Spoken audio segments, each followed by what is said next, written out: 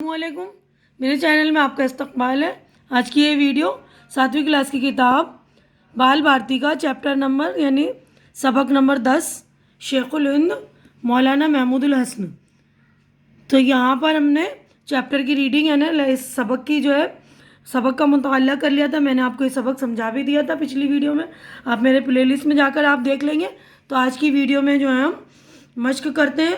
دیکھیے معنی و اشارات بھی میں نے پچھلی ویڈیو میں کرا دیے تھے، تو وہ لوگ آپ جا کر میری پلے لسٹ میں جا کر دیکھیے، میری پچھلی ویڈیو دیکھیے۔ آج ہم جو ہے مشق کی طرف بڑھتے ہیں۔ تو یہاں پر دیکھیے ہماری مشق ہو رہی ہے اسٹارٹ۔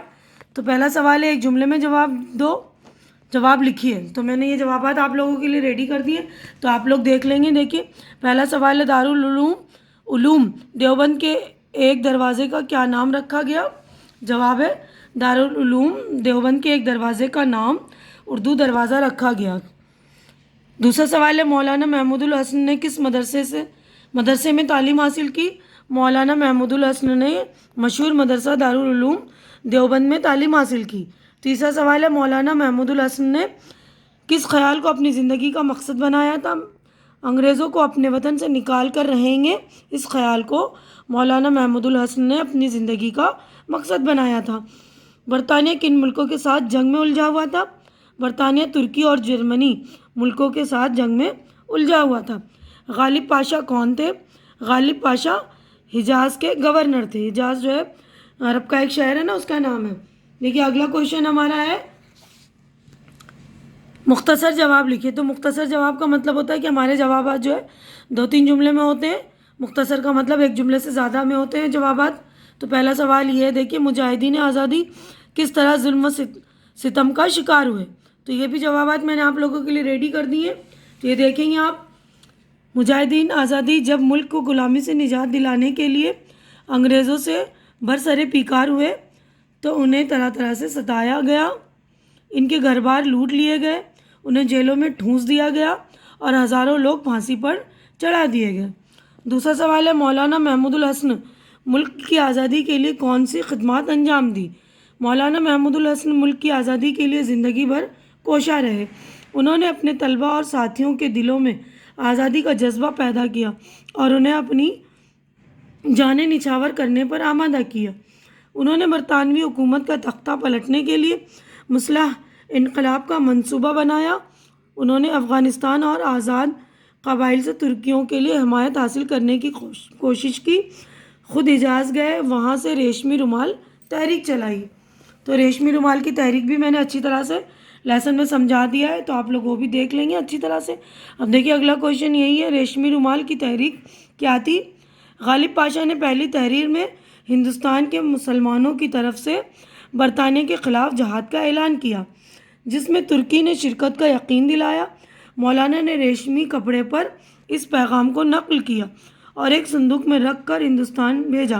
اس تحریک کے پیغامات بھجوانے کے لیے ریشمی کپڑے کے ٹکڑے استعمال کیے گئے تھے، اسی لیے یہ تحریک ریشمی رومال تحریک کہلائی۔ ٹھیک ہے، تو اگلا کوشچن دیکھیے، زور قلم یعنی آپ کو اپنے قلم کا زور دکھانا ہے۔ یہاں پر ہے آزادی ایک نعمت، اس موضوع پر 15 سطریں لکھیے۔ تو آپ لوگ آزادی ایک نعمت ہے اس پر مضمون کی شکل میں ہے، تو یہ لکھ لیں گے آپ۔ اگر آپ کو یہ چاہیے تو آپ مجھے کمنٹ کر کے بتا دیں گے، میں مضمون یہ والی آزادی ایک نعمت مضمون جو ہے اس کی ویڈیو اپلوڈ کر دوں گی۔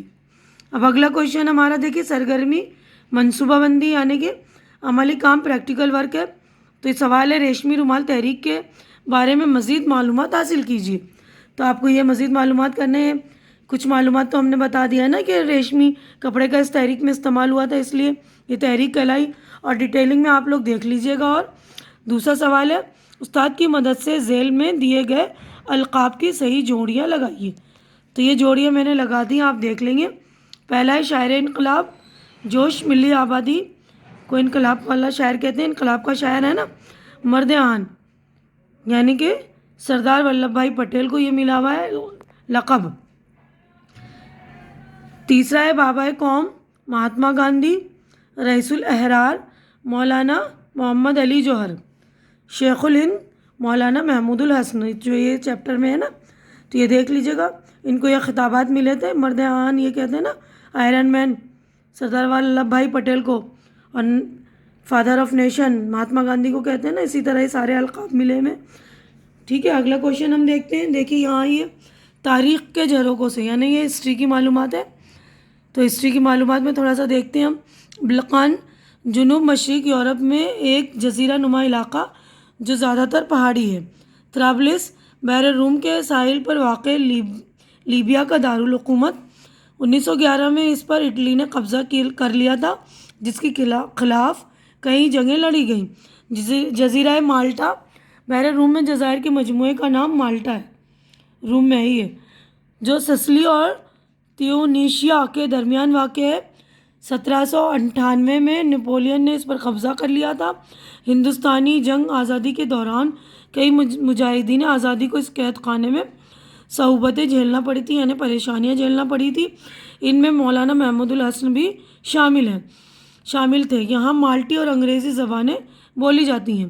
جنگ پلاسی بنگال کے نواب سراج الدولہ نے ملک کو انگریزوں سے چھڑانے کے لیے ایسٹ انڈیا کمپنی کے گورنر رابرٹ کلائیو سے پلاسی کے مقام پر جنگ کی.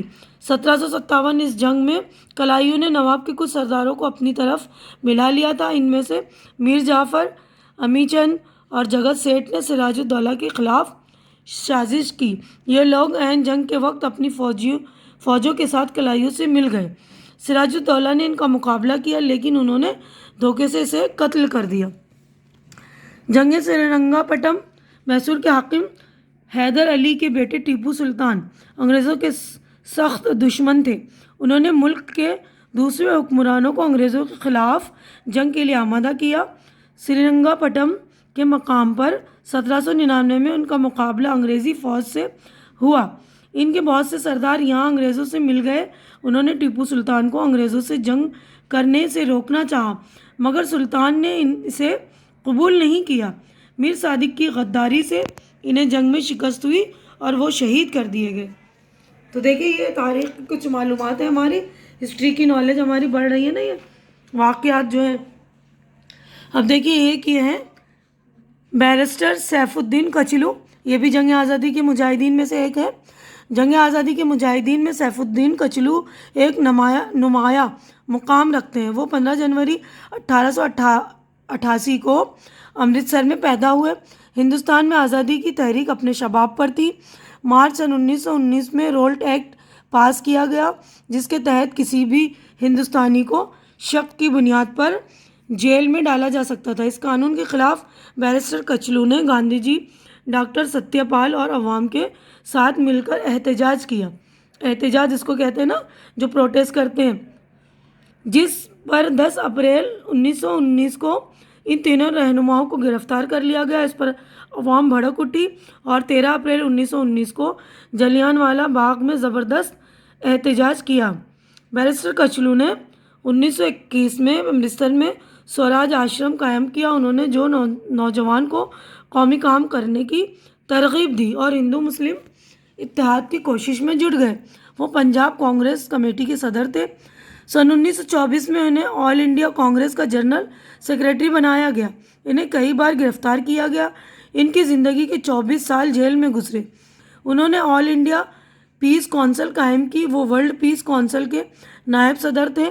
بین الاقوامی امن کے لیے ان کی کوششوں کو دنیا بھر میں سراہا گیا. انہیں سن 1954 میں امن کے اسٹالن انعام سے سرفراز کیا گیا.